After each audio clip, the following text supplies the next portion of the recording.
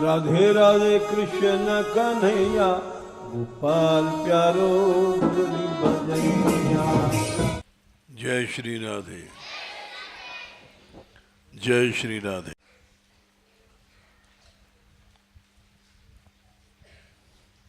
भगवान की कृपा को अगर जीव समझ जाए तो इतने ही से कल्याण हो जाए।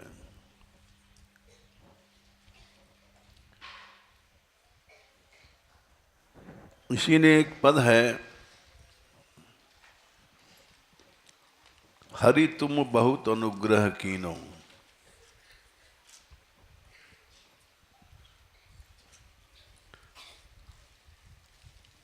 आपने इतनी कृपा किया, साधन धाम विबुध दुर्लभ तनु, मोह कृपा कर कीन दिनों। सबसे पहले तो ये मनुष्य शरीर साधन का धाम है। साधन माने भगवान से मिलने का धाम है। साधन माने भवसागर से पार होने का धाम है। साधन माने अज्ञान से मोह के बंधनों को तोड़ देना ही साधन है। क्योंकि जीव अनादिकाल से अज्ञान के बंधन में बंधा हुआ, कभी जन्मता है कभी मरता है, और हजारों योनियां हैं, 84 लाख योनियां हैं।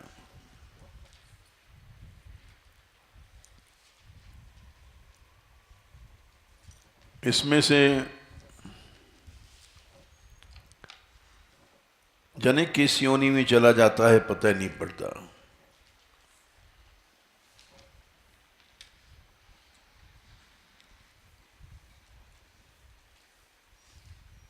बीस लाख योनियां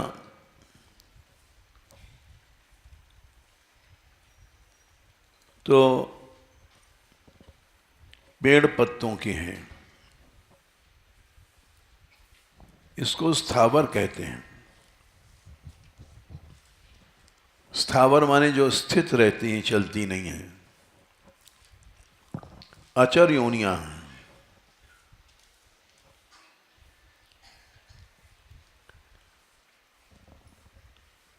ये जितना भी गेहूं जौ मटर है, धान है, ये सब जीव हैं।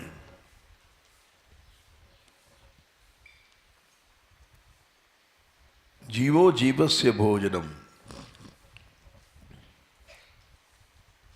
जीव जीव को खा करके जीता है। हम लोग चर हैं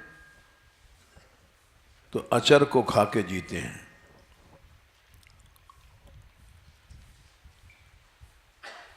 जंगम माने जाने चलने फिरने वाले हैं। तो जीव जो चल नहीं सकते, पेड़ पौधे फल फूल, ये सब खा करके हम लोग जीते हैं।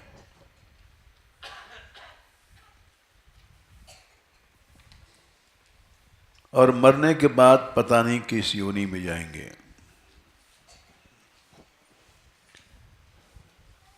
कहो तो गेहूं के पेड़ बन जाएं, उसमें पकेंगे, गेहूं बनेंगे, फिर वो गेहूं कटता है और उसको पीसा जाता है, आटा बनता है, रोटी बनेंगे, कोई खाएगा। चावल बन जाएं, धान के पेड़ में लग जाएंगे, वहाँ बढ़ेंगे, पकेंगे, फसल कटेगी, धान में से चावल निकाला जाता है, और किसी की खिचड़ी बनेंगे, किसी के चावल बनेंगे।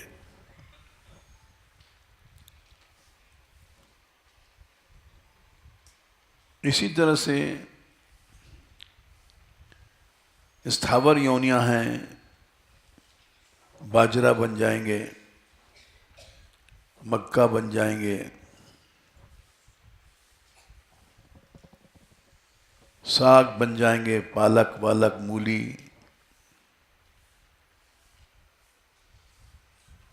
ये सब जीव ही बनते हैं।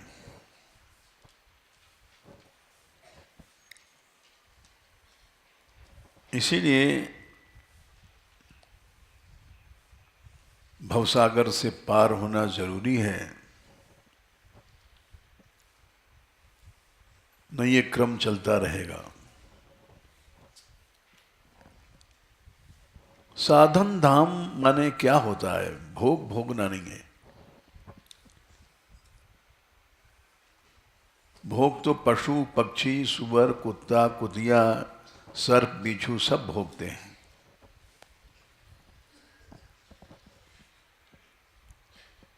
हमने अगर कुछ बच्चे बना लिए तो हम भी उन्हीं के बराबर हैं।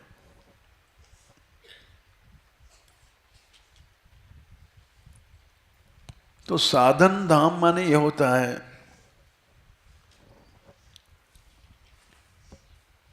कि हम भगवान की शरण में चले जाएं,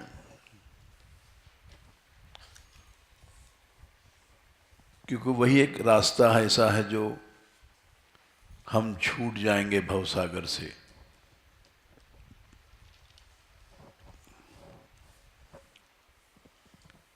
गर्भ में जीव यही प्रतिज्ञा करता है। जब मां के पेट में थे, अनंत कष्ट था वहां, काल कोठरी भी कुछ नहीं उसके सामने। गर्भाशय में बंद थे,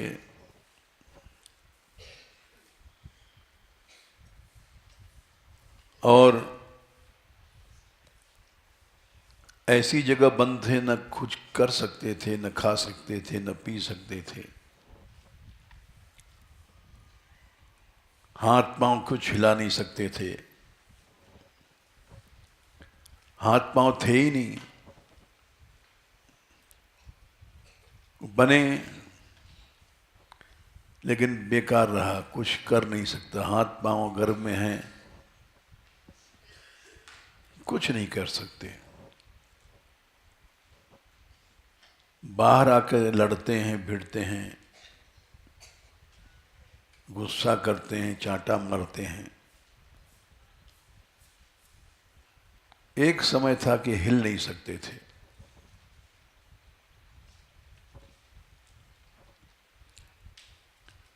इसी तरह से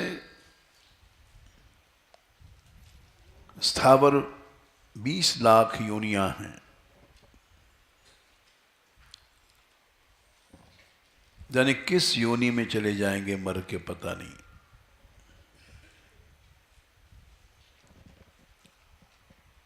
दस लाख योनियां पक्षियों की हैं।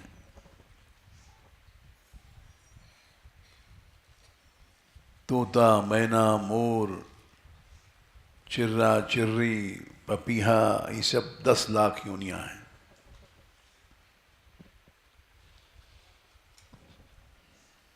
और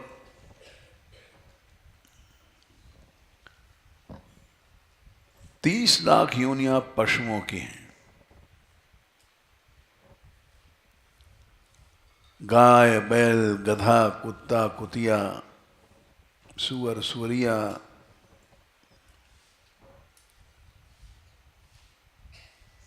ये 30 लाख योनियां हैं।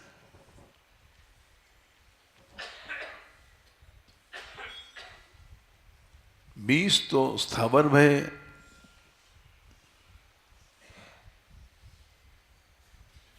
10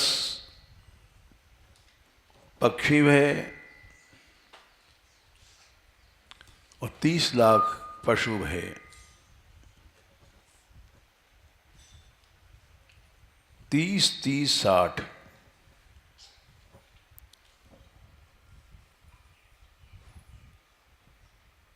20 लाख तो स्थावर योनियां और 10 लाख पक्षी जिस पेड़ों पर बैठते हैं। 20, 10, 30 और 30 लाख पशु। 30, 30, 60।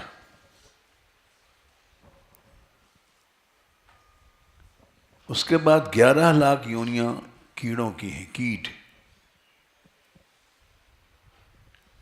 कुछ दिखाई पड़ते हैं, कुछ नहीं दिखाई पड़ते, इतने छोटे होते हैं।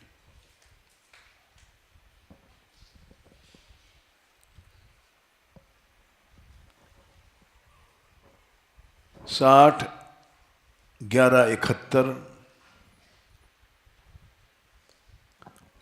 और 9 लाख योनियां हैं जलचर, पानी में रहने वाले।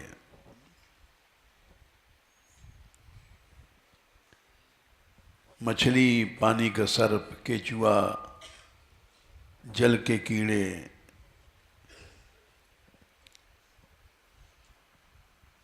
ये 9 लाख हैं।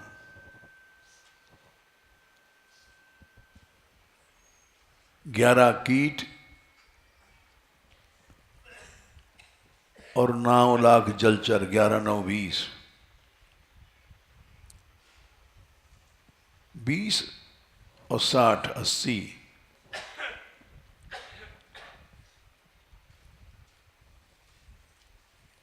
और 4 लाख योनियां हैं नर वानर की। 84 लाख योनियां हैं।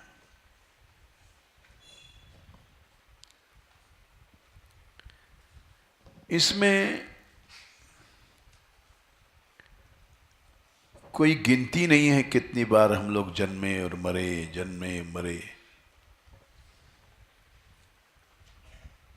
फिर मरते हैं, फिर जन्म लेते हैं। माया नहीं मरती है। वहां जाकर के जैसे यहाँ मेरा घर है, मेरी बहू है, मेरी स्त्री है,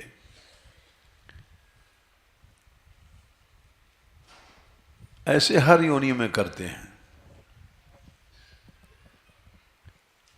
हम देखते हैं यहाँ बैठे बैठे कबूतर लड़ते हैं आपस में, चोंच मार मार करके। ये मेरे बैठने की जगह, ये मेरा घोंसला, ये मेरी कबूतरी,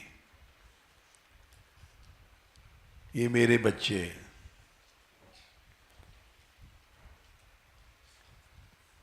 ये नहीं छूटता है। कुत्ता बन जाएंगे तो वहां भी कुतिया कहती है मेरे पिल्ले हैं, कोई छू नहीं सकता, काटने दौड़ेगी। बंदर बनेंगे तो बंदरिया बन करके यही करते हैं नाटक। बंदरिया के बच्चे को कोई देख लो तो काट लेगी।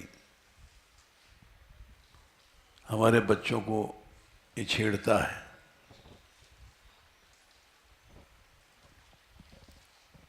ये मेरा तेरा माया नहीं छूटती है। मैं और मोर तोर तय माया, जही बस कीने जीव निकाया। जिस योनि में चले जाएं, चर योनि में तो दिखाई पड़ता है, अचर योनियों में दिखाई नहीं पड़ता। लेकिन वहां भी झगड़ा है। एक पेड़ दूसरे को दाब देता है।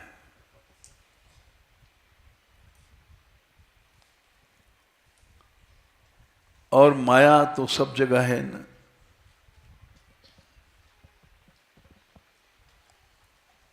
तो गोसाई जी कह रहे हैं कि तुमको जो मनुष्य शरीर मिला है वो इसलिए नहीं मिला है कि तुम बच्चे पैदा करो, भोग भोगो और जड़ माया को अपना समझो। साधन धाम, साधन के लिए मनुष्य शरीर मिला है। साधन क्या है?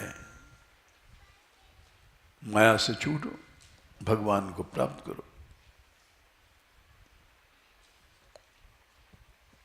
लेकिन मनुष्य बनने के बाद भी हम लोग मैं मेरा में ही फंसे रहते हैं।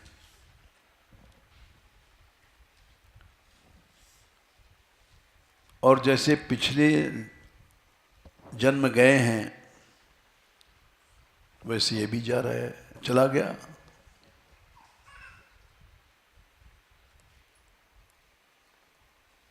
साधन धाम मोक्ष कर द्वारा।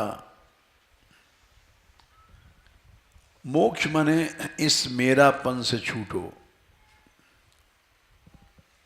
न कोई स्त्री है तुम्हारी, न कोई बेटा है, न कोई बेटी है। ये सब झूठा है।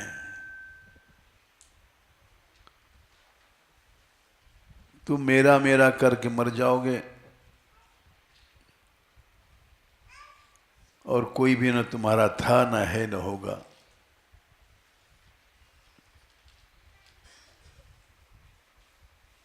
यो संसार सकल जग झूठो, झूठा कुलरा नाती। मीरा ने कहा कि सब झूठ है, न मां सत्य न बाप सत्य। दो कर जोड़िया अरज करूं छू, सुन लीजो मेरी बाती। हे गिरधारी, मैं तो हाथ जोड़ करके यही कह रही हूं, इस झूठ में मैं न फंसूं। सच तो यही है कि एकमात्र भगवान ही साथी है। मारा जन्म मरण रा साथी, थाने नहीं बिसरू दिन राती।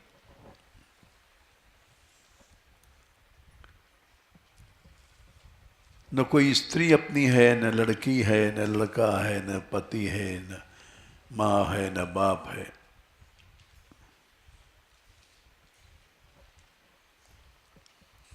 लेकिन मनुष्य पैदा होने के पहले से ही मेरा तेरा सीखता है।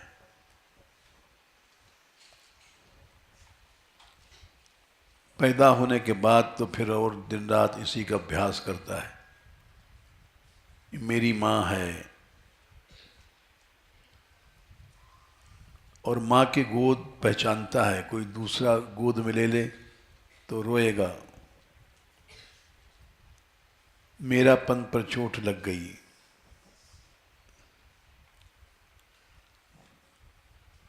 यहाँ तक कि माँ का स्तन पीता है तो एक स्तन पीता है, दूसरे को पकड़े रखता है। मेरापन का अभ्यास करता है। हर चीज मेरी है, ये माँ मेरी है, स्तन मेरा है। दूसरा कोई बैठ जाता है तो रोता है, लड़ता है।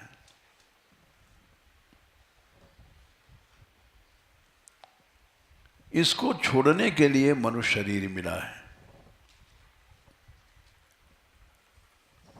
साधन धाम विबुध दुर्लभ तनु। देवता भी इस शरीर में आना चाहते हैं। बोले क्यों? इसमें तो रोग है, बीमारी है, जन्म है, मरण है, वो स्वर्ग में बैठे हैं। एक कल तक जिएंगे और मरेंगे नहीं।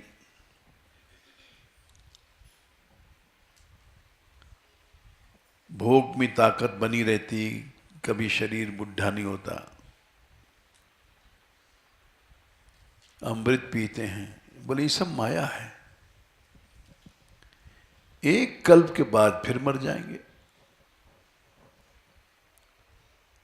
थोड़ी देर के लिए अमर बने थे,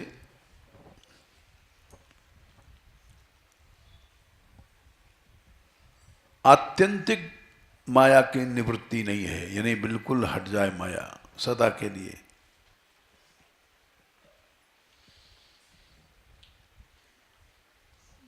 चाहे स्वर्ग चले जाओ,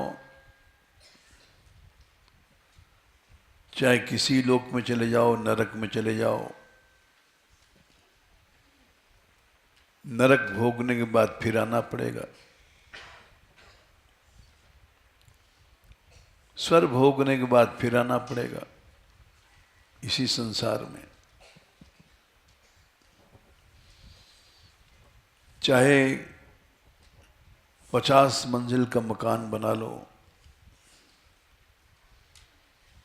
दुनिया की संपत्ति इकट्ठी कर लो, एक भूसा पे नहीं जा सकता साथ तुम्हारे साथ, सब छोड़ के जाना पड़ेगा।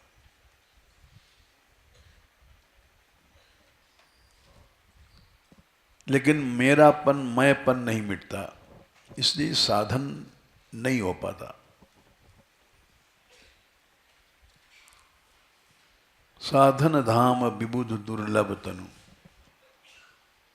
देवता भी इस शरीर के लिए तरसते हैं कि हम मनुष्य बन जाएं। बोले ये क्यों? ये तो गोसाई जी ने गलत लिखा। गलत लिखा नहीं, हमने तुमने गलत समझा।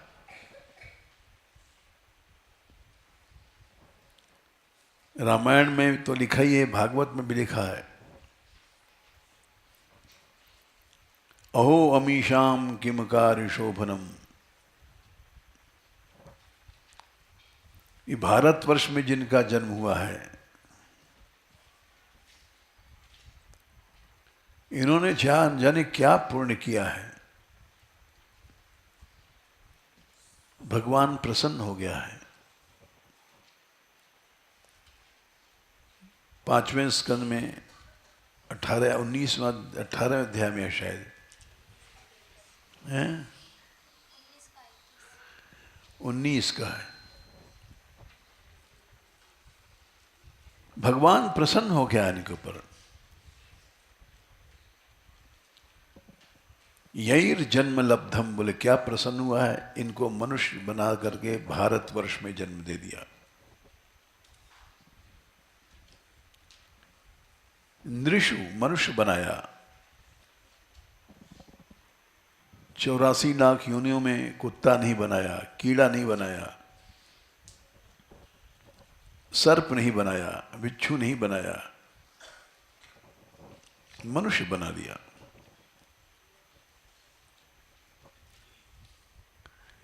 पेड़ पौधा नहीं बनाया, नहीं खड़े रहते खेतों में, खुले में, और यहां तो मनुष्य बन गए हैं, एसी चाहिए, कूलर चाहिए।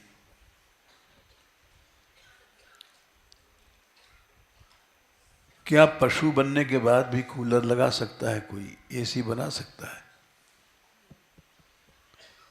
क्या पेड़ बनने के बाद भी कोई कूलर लगाएगा, एसी लगाएगा? मनुष्य बनने का दुरुपयोग कर रहे हैं हम लोग।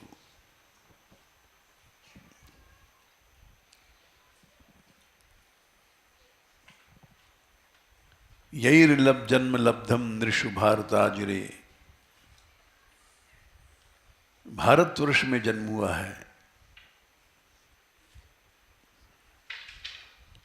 क्यों हुआ है? मुकुंद सेवऊ पैकम स्पृहाहीना।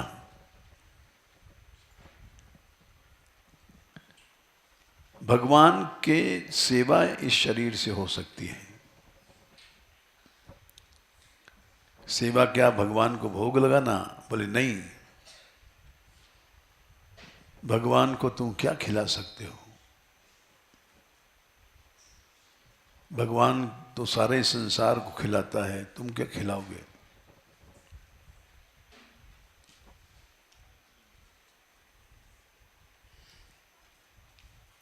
भगवान की शरण में हम जाएं, इसलिए सेवा होती है।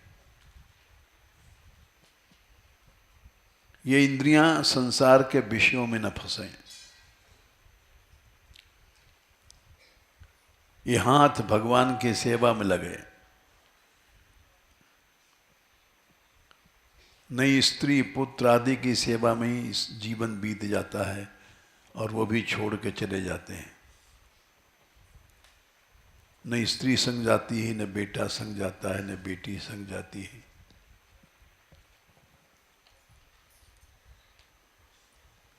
मुकुंद भगवान की सेवा के लिए शरीर मिला है।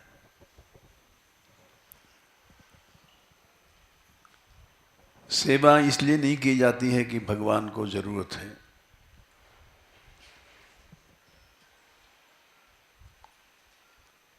प्रहलाद जी ने कहा सेवा तो इसलिए की जाती है, 7वें स्कंद में 9वें अध्याय में स्तुति में कहते हैं कि नैवात्मनः प्रभुरयम् निजलाभ पूर्णो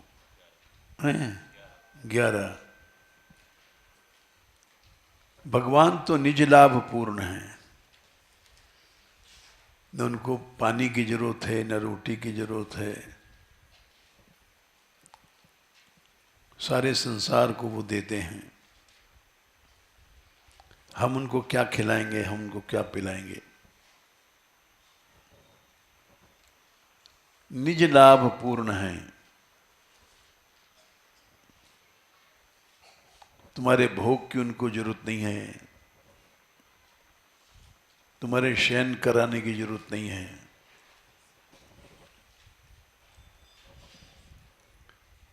मानम जनाद अविदुषः करुणो वृणीते।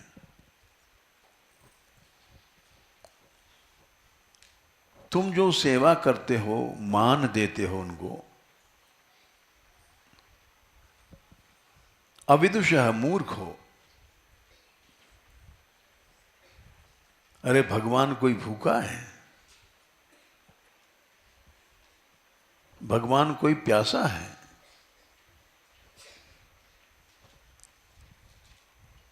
भगवान कोई गद्दा तकिया का लेटने का भूखा है?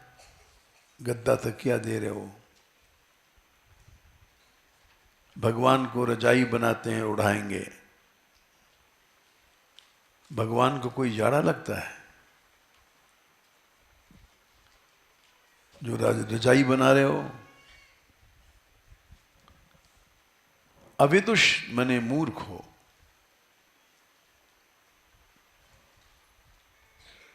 लेकिन भगवान इतना करुणामय है कि जीव जो कुछ देता है उसको स्वीकार कर लेता है। ये उसकी करुणा है, बड़प्पन है। मानम जनाद अविदुषः करुणो वृणीते। जूठे बेर खिलाओगे, जूठा खा लेगा।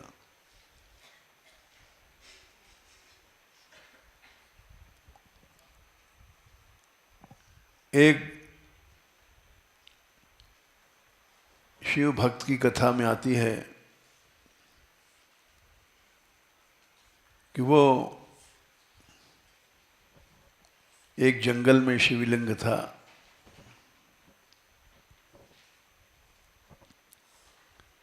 भील जंगलों में ही रहते हैं और जंगल में साधु रहते हैं।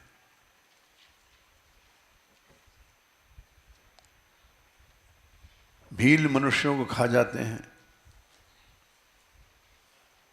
लेकिन साधु लोग वहां रहते हैं, भगवान रक्षा करता है। शेर, चीते, अजगर, भालू, सर्प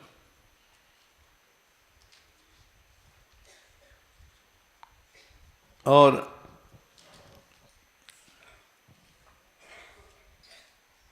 उस जंगल में भी भगवान की कृपा ही रहती है। कृपा से ही वहां मनुष्य रह सकता है, साधु संत रहते से। जंगलों में पड़े हैं।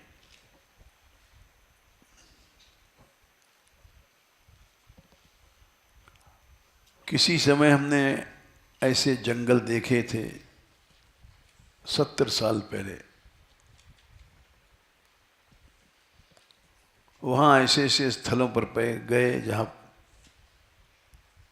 गुफा है तो उसमें पानी है, ये कहीं कहीं उस गुफा में पानी भी है। पानी में घुस करके भीतर गए। गुप्त गोदावरी में पानी है भीतर। बांके सिद्ध में पानी नहीं है। सब जगह देखो साधु रह रहे हैं। जहां रहना ही मुश्किल है,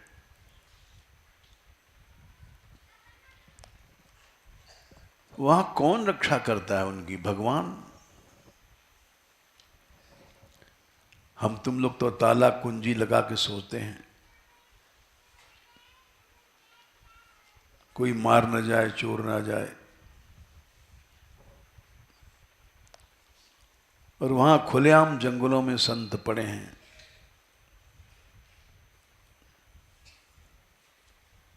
क्यों पड़े हैं? इसलिए उनको भोग से बचना है। इंद्रियों को भगवान की शरण में लगाना है, इसलिए एकांत में रहते हैं। मुकुंद सेवऊ पैकम, भगवान की सेवा बन जाए। हमने देखा एक जंगल में विशाल पर्वत के ऊपर सरोवर है।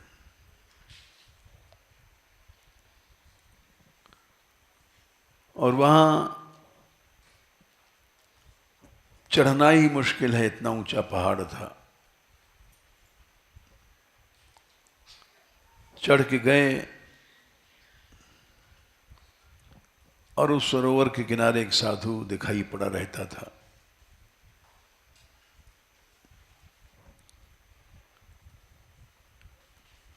हमने कहा रात हो रही है, इसके पास रात काट लेंगे।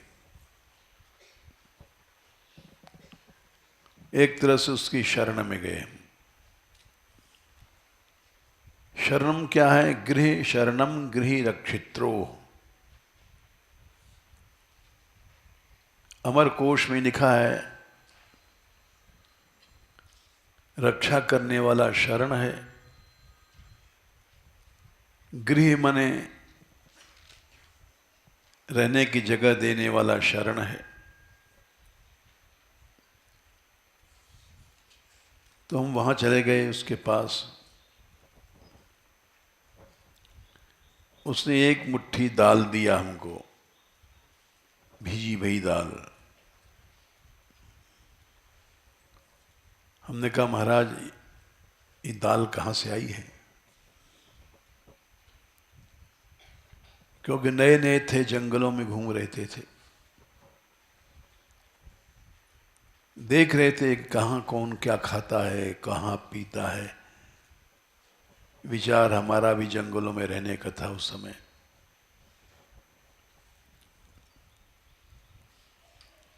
बोले कि महीने में एक दिन दूर गांव के लोग आते हैं,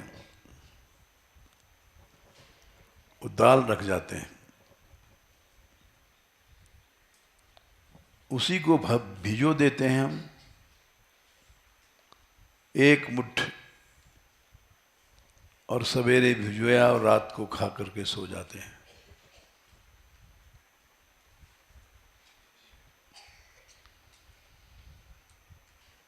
तो हमने भी थोड़ी सी दाल खाई, क्योंकि वहाँ और तो कुछ भोजन नहीं था।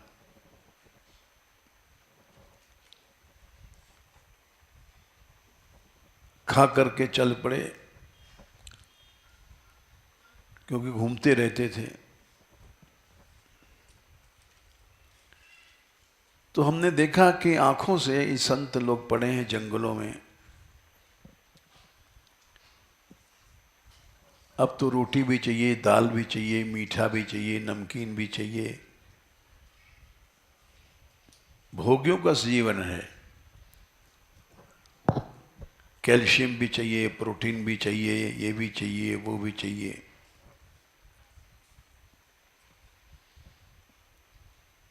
जब जो मिल जाता था 2 दिन में, 3 दिन में खा लेते थे।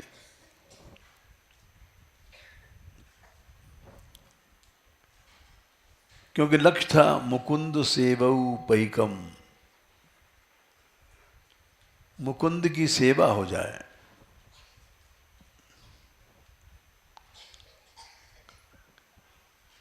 ये साधन धाम, ये शरीर है, मनुष्य शरीर इसलिए मिला है। हम लोग समझते हैं भोग भोगने के लिए शरीर मिला है।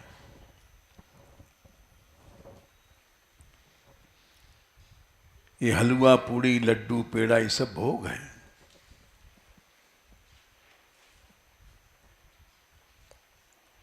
जिह्वा का भोग है, रसनेन्द्रिय का भोग है।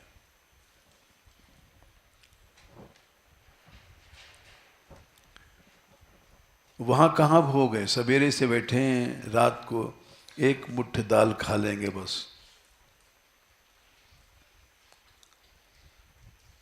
मौनी बाबा थे, यहां आंखों देखी, यहीं गहवर बन की बात।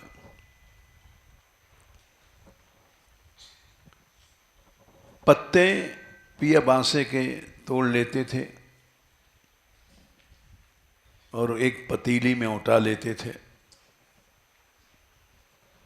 और उसी को खा के पड़े रहते थे।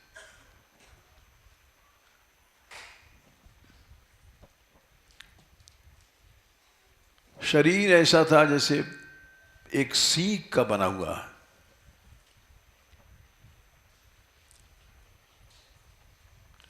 केवल प्रभु की सेवा में जीवन बीते, प्राण रहा में। अपने शरीर से भी उनकी आसक्ति हट गई है। फिर कौन चेला, कौन चेली, कौन स्त्री, कौन पुत्र, कौन माँ, कौन बाप, कौन भाई।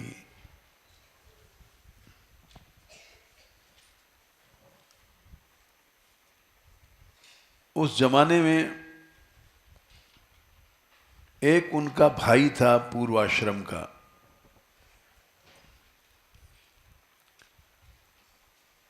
वो कभी कभी आता था मिलने।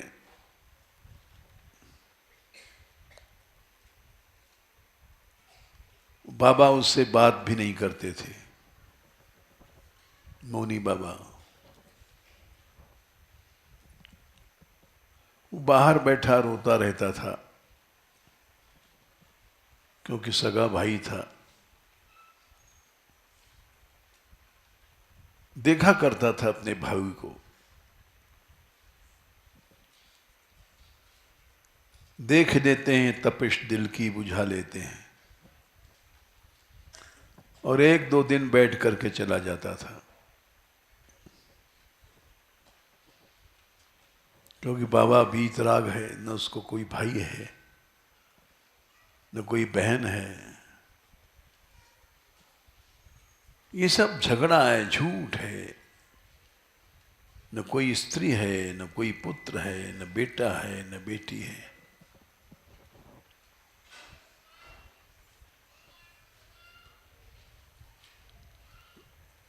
सत्य यही है कि तात मरा मात भ्रात बंधु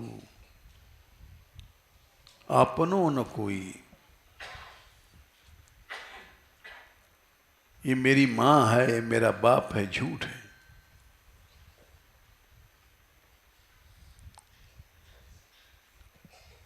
ये झूठ तुम्हारे साथ नहीं जाएगा। तुम 50 करोड़ रुपए कमा करके बच्चों को दे दो, एक कच्ची कौड़ी नहीं जाएगी। न बेटा जाएगा, न बेटी जाएगी।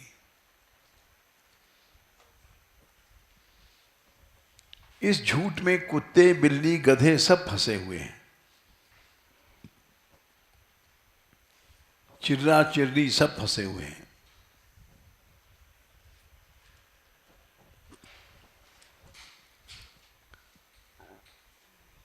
मुकुंद की सेवा हो जाए ये सत्य है।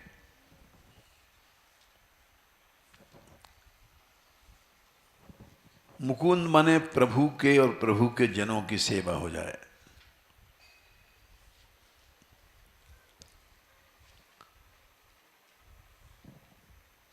भक्तों की सेवा अगर होती है तो समझो हम भक्त हैं, और भक्तों की सेवा से अगर मन चुरा रहे हैं तो हम भक्त नहीं हैं।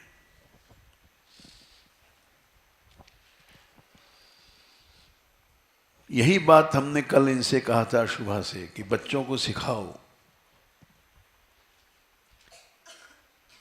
ये दूसरों की बनाई रोटी क्यों खावें, अपने आप बनावे खावें।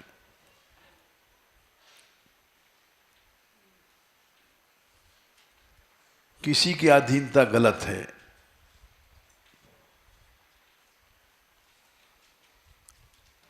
स्वयं दासा तपस्विना।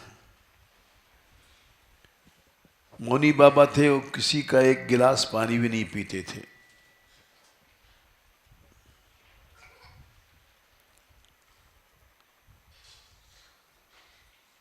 एक बार बीमार थे, बहुत पतले थे,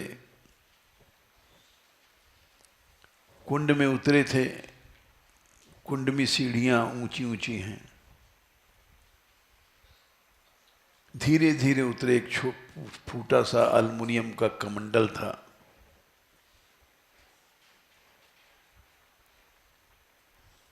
तो हमारी माता जी दौड़ के गई, बाबा मैं कमंडल रखा हूं।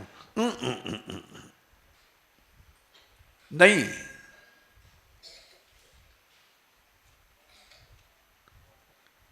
अगर उनकी बात नहीं मानी तो अपना सिर जूते से पीटते थे।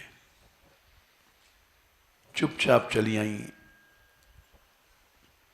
धीरे धीरे उसी बाल्टी को, छोटी सी थी, ऊपर चढ़ के ले गए।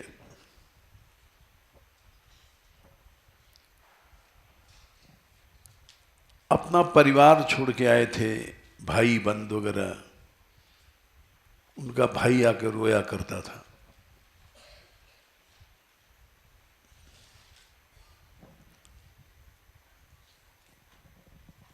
लेकिन किसी का सहारा नहीं लिया जीवन में।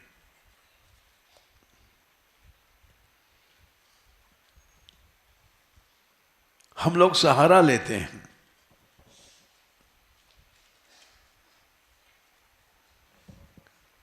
मनुष्य को सहारा लेना नहीं चाहिए, सहारा देना चाहिए।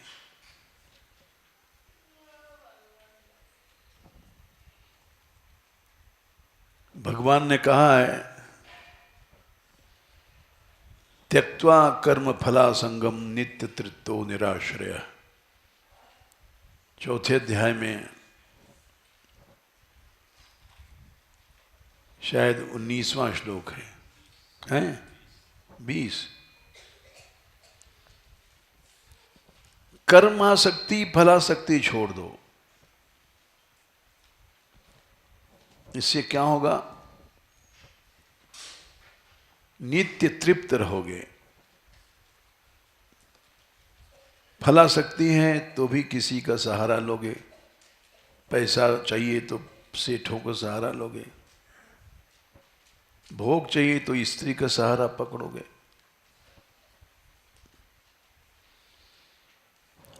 फलासक्ति अगर है तो किसी का सहारा लेना ही पड़ेगा। त्यक्त्वा कर्म फला संगम नित्य तृप्त।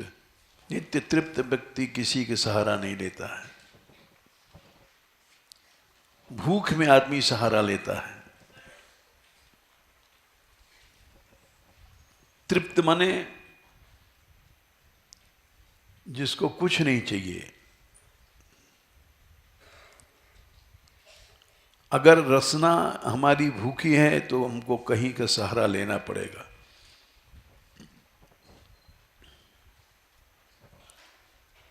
शिष्ण इंद्री भूखी है तो किसी का सहारा लेना पड़ेगा। स्त्री पुरुष को लेगी, पुरुष स्त्री का। निराश्रय नहीं रहेंगे। निराश्रय वही रहेगा जो नित्य तृप्त है। दोनों को संबंध है। जो नित्य तृप्त है वो निराश्रय है। निराश्रय माने किसी का सहारा नहीं, न मां, न बाप, न बेटी, न बेटा।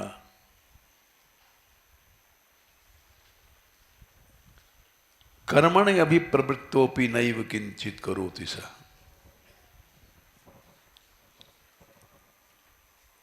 ऐसा मनुष्य निराश्रय माने संसारी आश्रय छोड़ दिया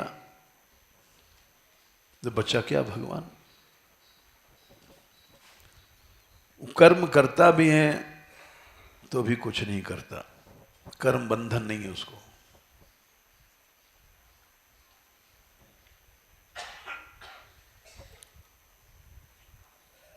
इसलिए शरीर मिला है। लेकिन हम लोग फला सकते हैं, कर्मा सकते हैं, इसलिए जीवन भर निराश्रय नहीं रहते, आश्रय लेना पड़ता है।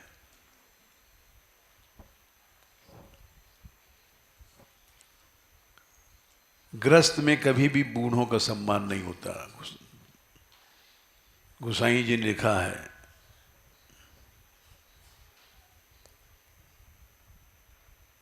कि वृद्धावस्था में कोई बात ही नहीं सुनता। ममता तू न गई मेरे मन ते। ममता नहीं जा रही है। भाई बंधु और कुटुंब प्यारे,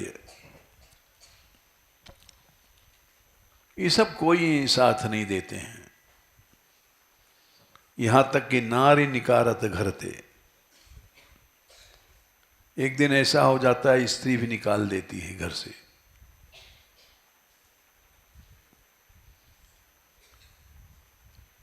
लेकिन मरते समय तक आदत नहीं जाती है, बिगड़ी भई।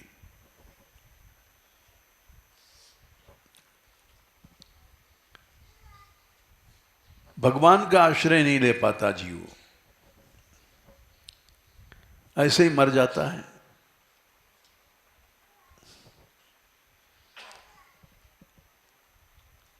हम जब आए थे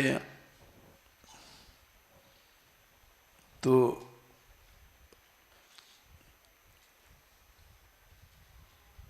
कुछ ऐसी घटनाएं घटी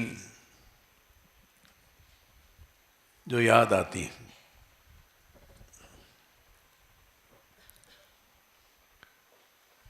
कुछ भक्त लोग आते थे बरेली के, साल में एक बार जरूर। हाँ, भैया जी के साथ। तो वो बहुत पुरानी बातें हैं, करीब 55-60 साल पुरानी बात है।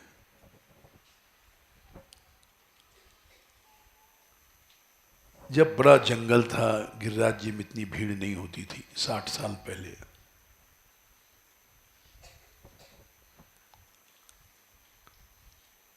ये लोग भक्त थे, परिक्रमा दे रहे थे अपने साथ।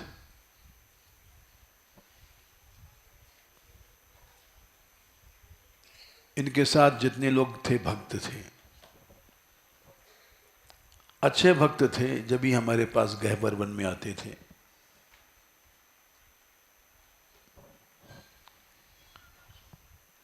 मानगढ़ पे भी रह चुके हैं, अटारे ऊपर वाली अटारी पर हम रहते थे।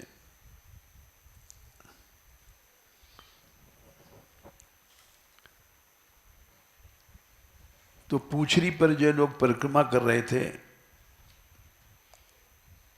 एक झाड़ में लताओं में से कुछ कराहने की आवाज आई, जैसे कोई कष्ट में ओह ओह ऐसे कुछ कर रहा है। उस स्वर था किसी लड़की का, स्त्री का। तो ये लोग गए वहां, और देखा एक लड़की रो रही है।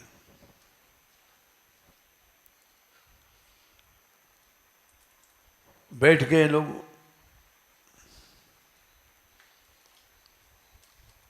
उसने हाथ जोड़ा, कहा चले जाओ यहां से।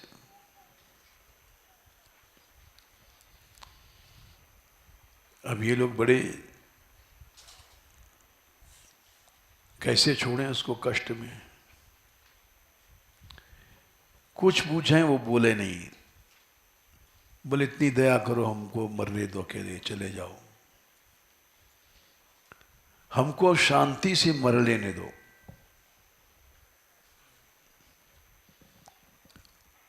हम पे दया करो, हमारे पर यही दया बहुत है, मैं इसीलिए यहां अकेले मरने आई हूं।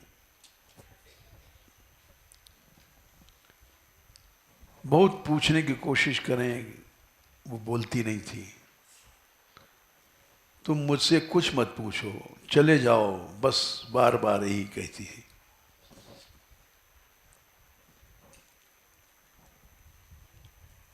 और 20 बार कोशिश किया, बार बार यही कहती थी, तुम चले जाओ, हमको परेशान मत करो,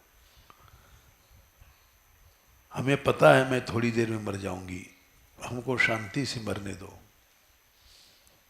मैं तुमसे भीख मांगती हूं, तुम चले जाओ यहां से। आखिर में इनको उठना पड़ा, ये मान नहीं रही है बेचारी। वहां से चले आए लोग, कहवर बनाए हमारे पास। इन्होंने ये घटना सुनाई। हमने कहा भाई तुम चले क्यों आए? बोले अजी उसकी प्रार्थना कि मैं मरने आई हूं, शांति से मरने दो।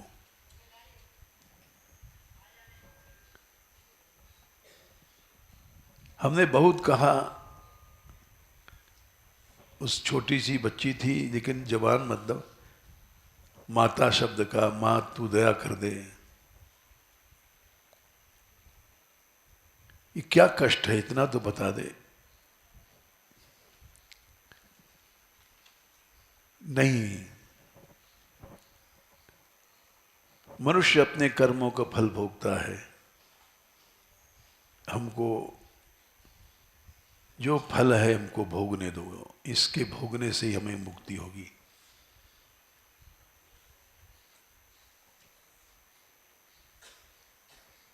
हमने कहा छिपे रहते, यहां बरसाने क्यों आए?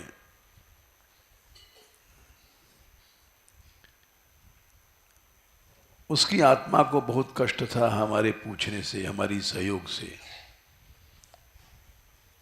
इसलिए हमको हटना पड़ा। मर गई होगी वो।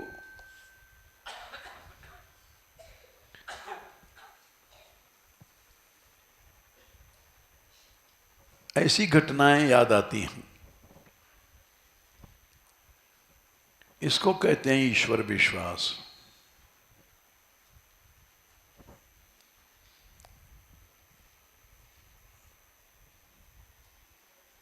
और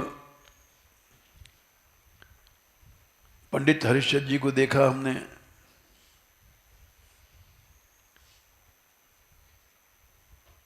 जो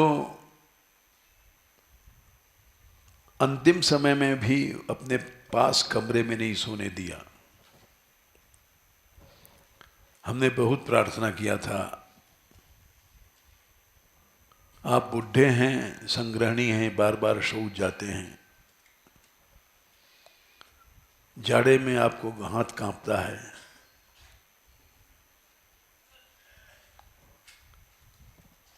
लेकिन उन्होंने कहा नहीं, हमारे कमरे में नहीं सो सकते हो, हमारा नियम है। बहुत बुढ़े थे और उनके ऊपर चढ़ने की सीढ़ियां ऊंची ऊंची थी, पकड़ पकड़ के चढ़ते थे, पकड़ पकड़ उतरते थे।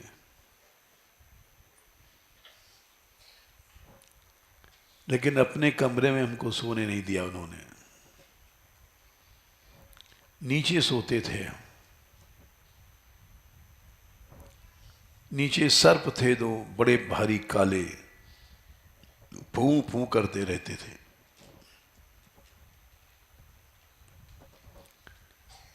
डर लगता था क्योंकि काम क्रोध मोह लोभ सब शरीर के भीतर भरे पड़े हैं।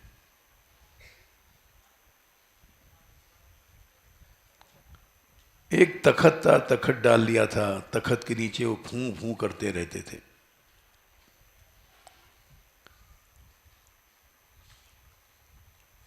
तखत पर यूं पड़े थे कि शायद कभी सीढ़ी से लुढ़क पाए बाबा, तो कम से कम हम उठा तो देंगे।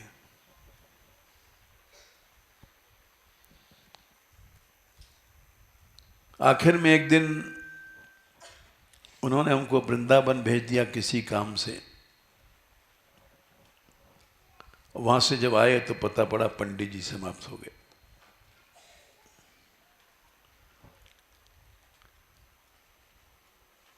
हम बहुत रोए उस दिन। हमारे पिताजी मरे थे जब नहीं रोए थे हम, छोटे से हम थे याद।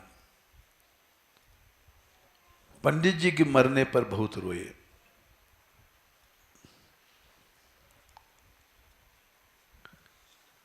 ऐसे महापुरुषों की याद आती है। संसार को ऐसा छोड़ा इन लोगों ने कि जीते जी आश्रय नहीं लिया किसी का।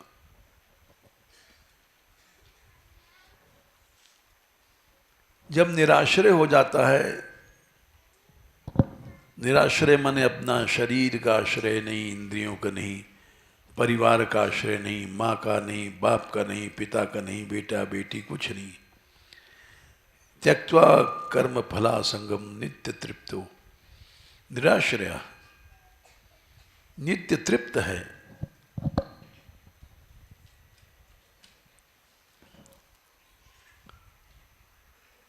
ऐसी निराश्रय मीरा थी, लेकिन संतों की सेवा बहुत करती थी।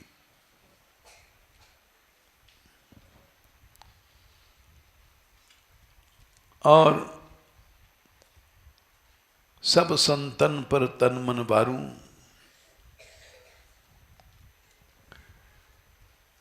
मैं चरणन में लागी, मीरा को प्रभु राख लई है, जान अपनी जानी। मैंने भक्तों की सेवा किया, इसलिए जहर बहर से कुछ नहीं हुआ मेरे को। राणा जी तेने जहर दियो मैंने जानी। कायदे से मुझे मर जाना चाहिए था,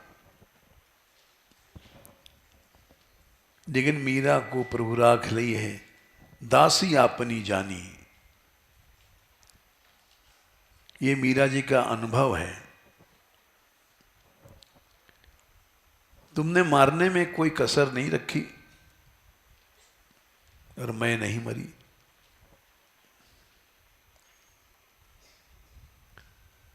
क्योंकि आश्रय एक ही था। राजाओं की बेटी थी, राठौरों की बेटी थी, और ससुराल में भी मिली चित्तौड़ की गद्दी, सबसे बड़ी। हिंदुस्तान में सबसे बड़ा हिंदुओं का राज्य चित्तौड़ था।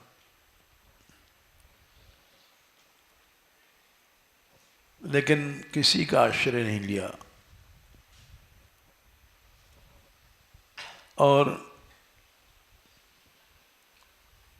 ये कह दिया कि थारा देशा में राणा साधु नहीं छे, लोग बसें सब कूड़ो।